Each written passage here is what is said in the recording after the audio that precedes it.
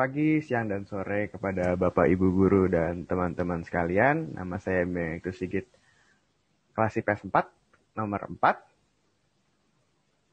Nama saya John Triaman, kelas 10 IPS 4, nomor 13. Nama saya Dennis Devi Nugraha, dari kelas 10 IPS 4, nomor absen 1.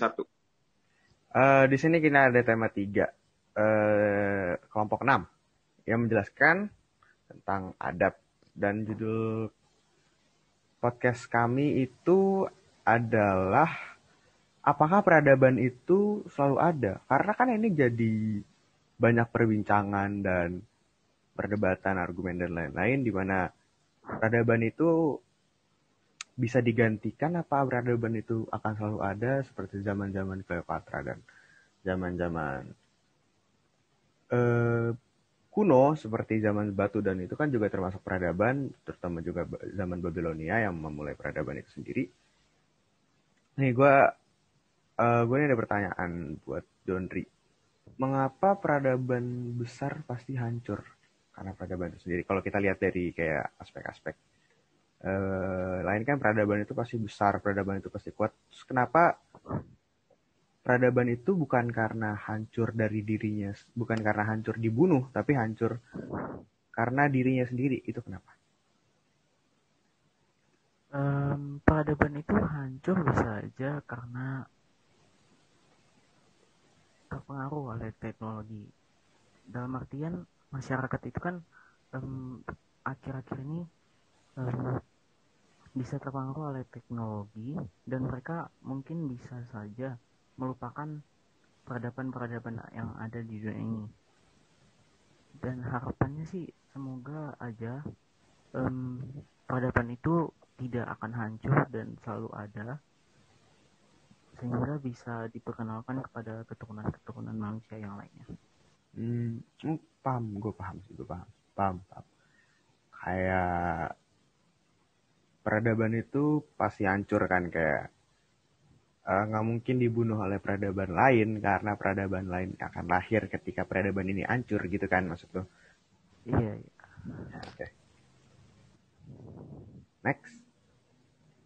Next gue nanya ke Devin. Gue mau nanya balik ke Devin.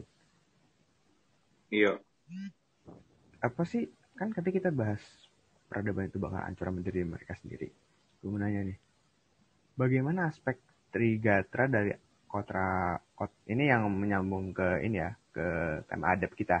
Bagaimana aspek Trigatra dari kota Mohenjo-daro dan Harappa? Kalau aspek Trigatra dari kota Mohenjo-daro dan Harappa itu dari letak geografisnya, kota Mohenjo-daro dan Harappa ini dekat dengan Sungai Indus. Tempat ini strategis untuk bertani. Lalu juga kota ini tidak pernah terkena banjir karena mereka membuat saluran air yang baik. Tanah di sana juga bisa dimanfaatkan sebagai sumber pembuat batu bata sebagai bahan pembuat bangunan. Terus dari keadaan dan kekayaan alamnya, kekayaan alam di sana didapat dari sekitar lembah Sungai Indus. Mereka juga bisa memanfaatkannya dengan baik. Dari kekayaan alam ini, mereka bisa membuat sistem saluran air dan bahan bangunan lainnya. Dari keadaan dan kemampuan penduduk di sana rata-rata atau sebagian besar sebagai petani. Mereka juga bisa memanfaatkan kemampuan mereka untuk membuat saluran air dari sumber daya yang tersedia di lembah Sungai Indus. Itu sih dari gue gitu. Oke. Kayak aspek-aspeknya tuh kayak dari keadaan dan kekayaan alam, terus letak geografi sama keadaan penduduknya gitu ya? Iya. Yang paling utama. Oh ya, gue ada pertanyaan buat lo lagi. Kan John tadi udah ini. Gue mulai puas sama John, tapi gue belum gitu ngulik dulu. Kayak, apakah, kan kita ada MTK ya dalam sini nih. Gue bingung nih sebenarnya. Apakah sebenarnya hubungannya trigonometri sama peradaban tuh apa sih, kan? Beda banget gitu loh. Iya. Gimana jawabannya? Kalau hubungan trigonometri itu dengan peradaban sebuah cabang matematika yang mempelajari hubungan yang meliputi panjang dan sudut segitiga. Jika dalam peradaban ini digunakan untuk mengukur perkembangan ilmu pengetahuan seiring berjalannya zaman. Peradaban Mesopotamia, Sungai Indus, dan Yunani kuno yang sampai sekarang berpengaruh pada perubahan di dunia ini. Salah satu perkembangan pola pemikiran dan cara pandang masyarakat bangsa Babilonia dan India kuno adalah dalam bidang matematika dan astronomi.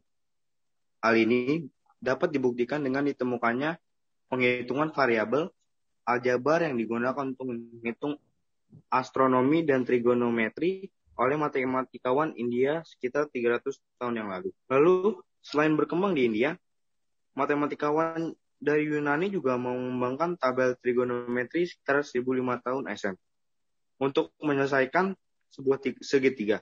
Tidak hanya mengembangkan ilmu matematika dan astronomi, peradaban kala itu juga mengembangkan ilmu tentang tata kota.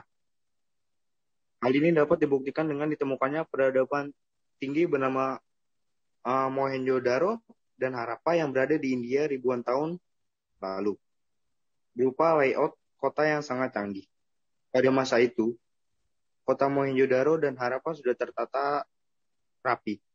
Hal ini sebagai lambang masyarakat yang sangat terencana serta mempunyai wawasan ke depan untuk kemajuan kotanya.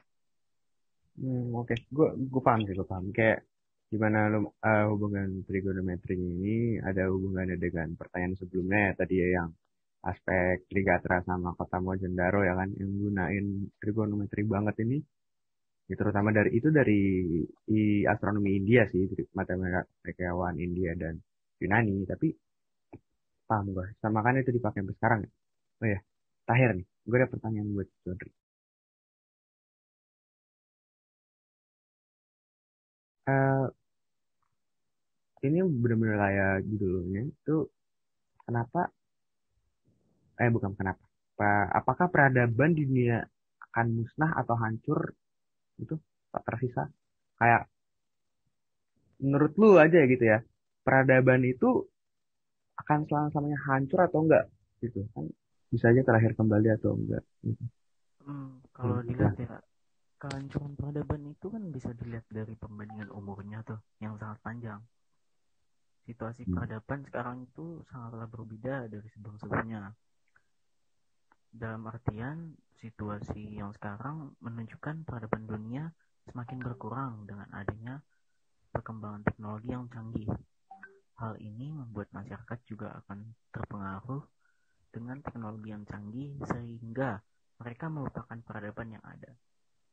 Dilihat dari perkembangan teknologi, peradaban akan tetap ada. Ya, walaupun tidak semua peradaban yang ada dicantumkan ataupun terkait dengan perkembangan teknologi. Peradaban juga akan semakin bertahan jika manusia mau memperkenalkan kepada keturunan-keturunannya, sehingga peradaban di dunia ini tidak akan musnah ataupun hancur. Gitu sih kalau dari gua. oh ya, gue ngerti sih, tapi benar juga, gue juga ngerti, tapi kayak gue setuju sih, maksudnya dari kata-kata lu kayak gimana peradaban itu akan terlahir lagi, tapi menurut lo secara benar-benar nih, menurut lo peradaban tuh bakalan hancur atau enggak? Maksudnya kayak lo tau lah kan, kalau peradaban hancur itu di mana dunia itu udah nggak ada kan, kayak misalnya dari film 2012 ya, ya lo tahu kan, katanya kiamat atau ntar when the judgment day, Yesus come ya kan. Menurut lo itu akan ada atau enggak? Kalau menurut gua sih itu nggak bakalan ada. Ya, walaupun ada beberapa pernyataan ataupun oknum yang menyatakan dunia akan hancur di masa yang akan datang. Dunia itu bisa saja terlahir kembali walaupun tidak seutuhnya. Kalau menurut lo kan? Bisa berakhir, bisa enggak. Itu tergantung Gimana tuh? dari manusianya sendiri sih. Ya kalau manusianya udah mulai nggak peduli sama alam, udah mulai Chaos gitu ya, terus chaotic. iya, terus nggak bersosialisasi ke masyarakatnya juga kan, Ya, kayak nggak itu akan peduli. Ya, iya, udah amat gitu, yang penting gue kaya gitu ya. iyo. Oke, gue paham Terus tuh. kalau peradaban juga bisa bertahan kalau manusianya udah mulai sadar. Ya dia udah mulai merhatiin alamnya lah. Itu sih dari gue gitu. Paham, oke. Terima kasih dari kelompok kami. Bye-bye.